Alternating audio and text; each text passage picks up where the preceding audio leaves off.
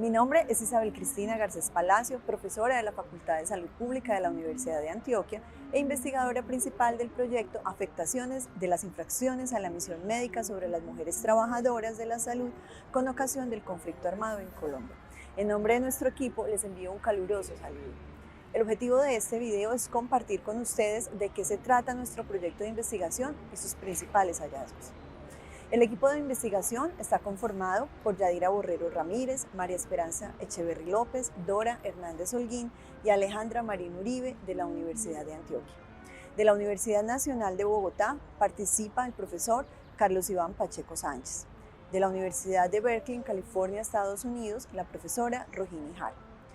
Este proyecto hace parte de un proyecto liderado por la Universidad de Manchester y financiado por el gobierno del Reino Unido, en el cual participan varias instituciones a nivel mundial.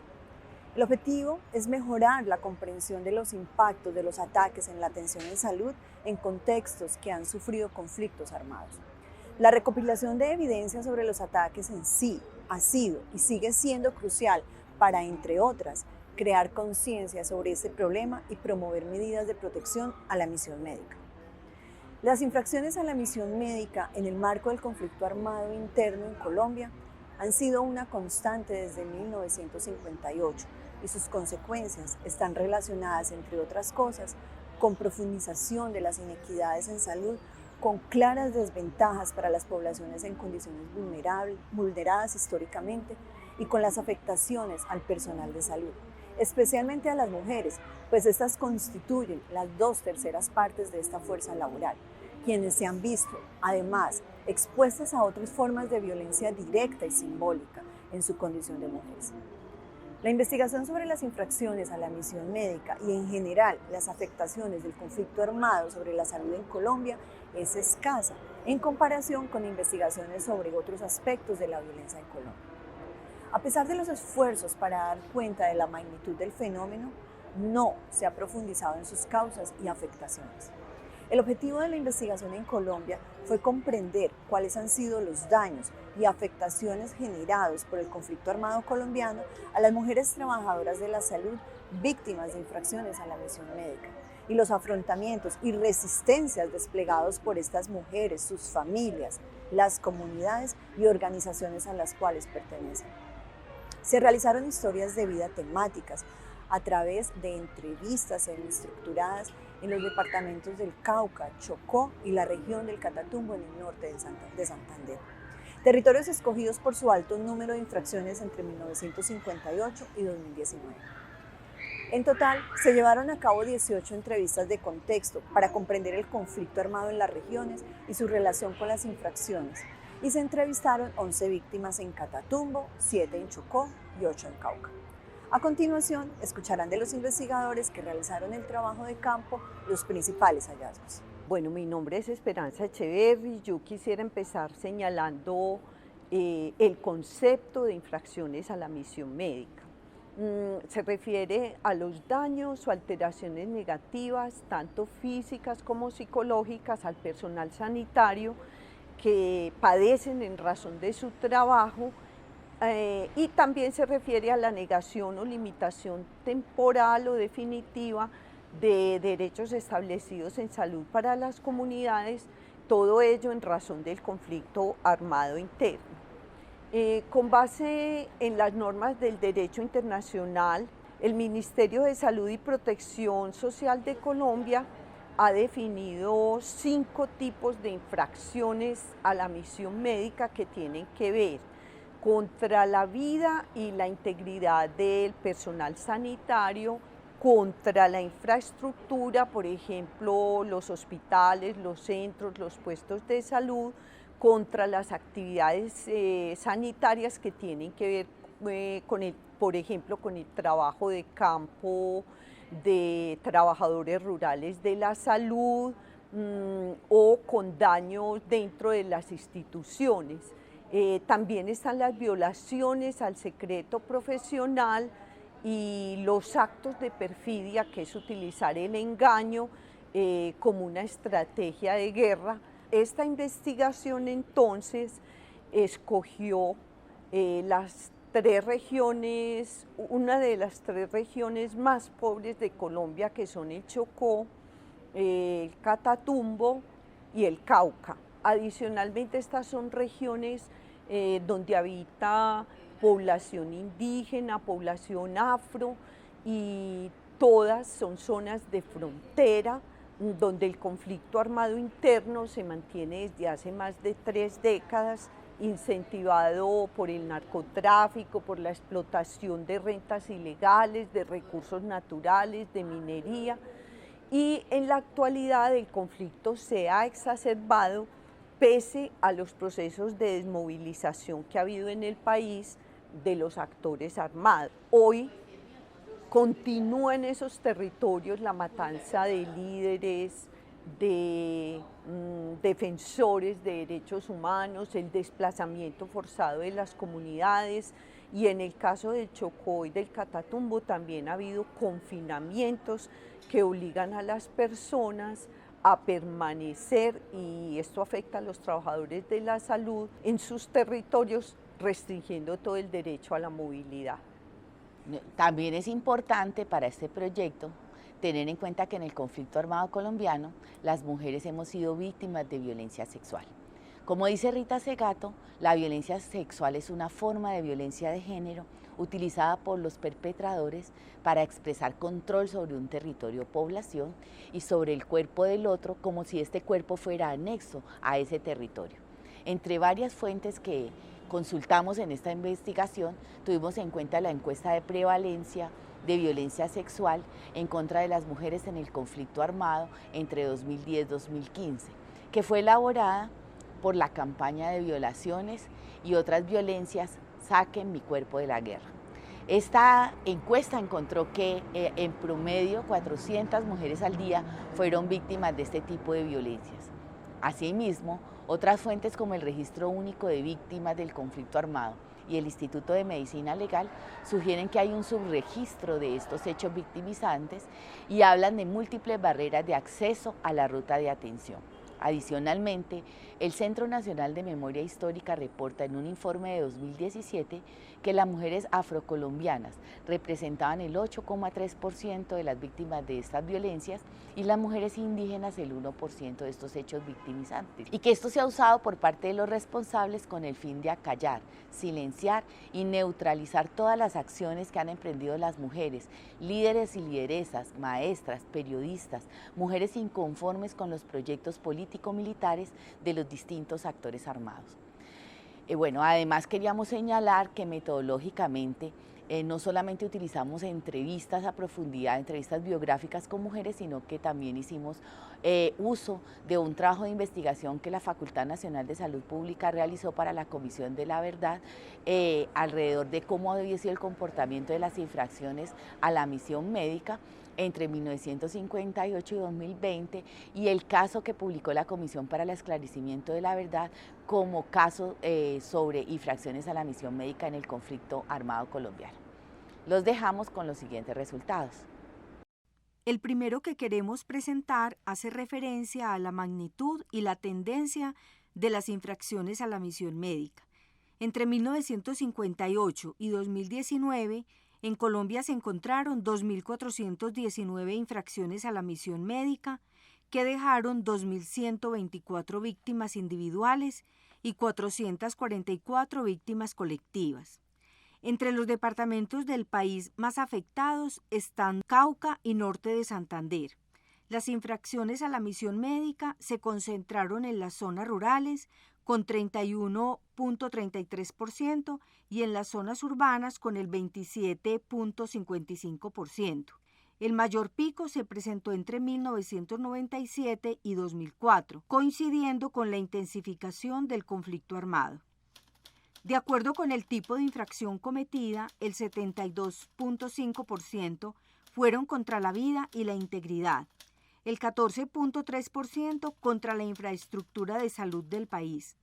El 12,7% correspondieron a infracciones contra la actividad sanitaria. Según estimó la comisión, que en los 30 años ha habido un homicidio contra la misión médica cada 15 días. para el periodo mencionado hubo 565 homicidios, 480 amenazas y 444 secuestros de integrantes de la misión médica. No se logra identificar de manera específica el actor armado responsable. En el 39.8% fue un actor armado no identificado, seguido por las guerrillas en el 33.5%, por los paramilitares con el 19.3% y por las fuerzas del Estado en el 3.2%.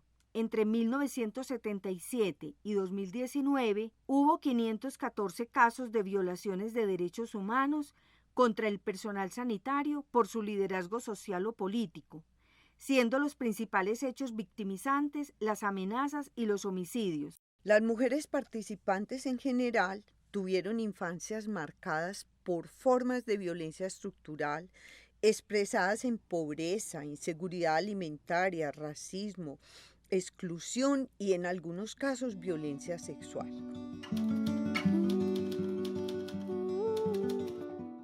Ella a veces viaja y me deja con los 2 niños de ella y con el marido. El marido a veces se iba a tomar y llegaba de noche buscando cómo tocarme, cómo hacerme cosas. Y ahí me tocaba meterme debajo de la cama y él me llamaba y me decía, salga de allá, venga. Y yo no quiero. Así pasé días y días. Incluso a veces yo quería quitarme la vida. Una vez dije, ahora me tomo un blanqueador y me mato. Porque yo no quería vivir así. Mamá, ¿por qué me tuvo que dejar? Yo no quiero vivir aquí. Estudiar fue un mandato transmitido especialmente por las mujeres de la familia como una vía para construir vidas autónomas. Llegar a formarse y trabajar en el sector salud fue un sueño que se fue tejiendo, viendo a sus madres como promotoras de salud, a sus abuelas o abuelos, a los mayores, a las médicas y médicos tradicionales, o viendo las necesidades de atención en salud de sus comunidades.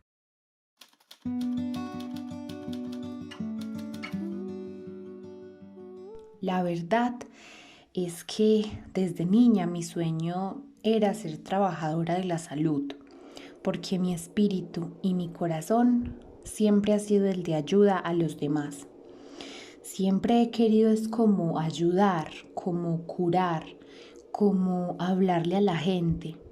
Veía la salud más que todo como debe ser, como esa persona trabajadora de salud que no solamente se dedica a aplicarte la inyección y a darte la pastilla y a hacerte las curaciones, sino que también te escucha y que en esa escucha la persona pueda descansar y pueda haber otra visión, otro pensamiento.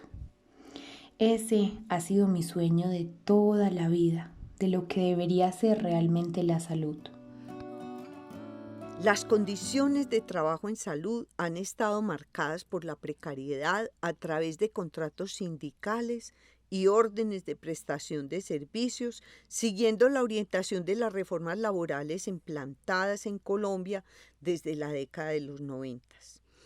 Esto, sumado a las características del mercado laboral, donde se presentan inequidades de género, con mayores tasas de desempleo y subempleo para ellas, situación que empeora cuando son mujeres pobres y discriminadas por ser negras o indígenas. El acceso al mundo del trabajo genera sufrimiento por la fragilidad e inestabilidad de sus empleos, que incluso en casos extremos, como el de las trabajadoras de salud del Chocó, implican pasar varios meses sin salarios.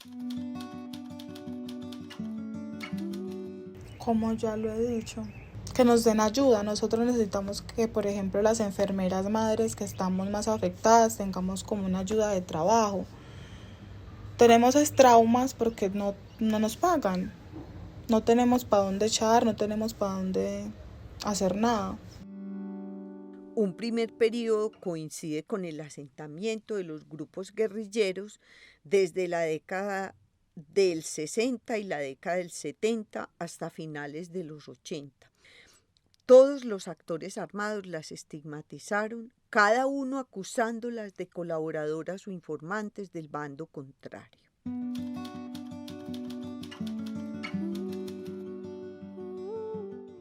Acuérdese cómo mueren los sindicalistas, sin ojos, sin lengua, sin manos. Que tenga feliz Navidad. Y me dio otra palmadita en el hombro y se fue. Yo me quedé como que no coordinaba mi mente. Los daños son múltiples y profundos y marcan la vida de las mujeres trabajadoras de la salud.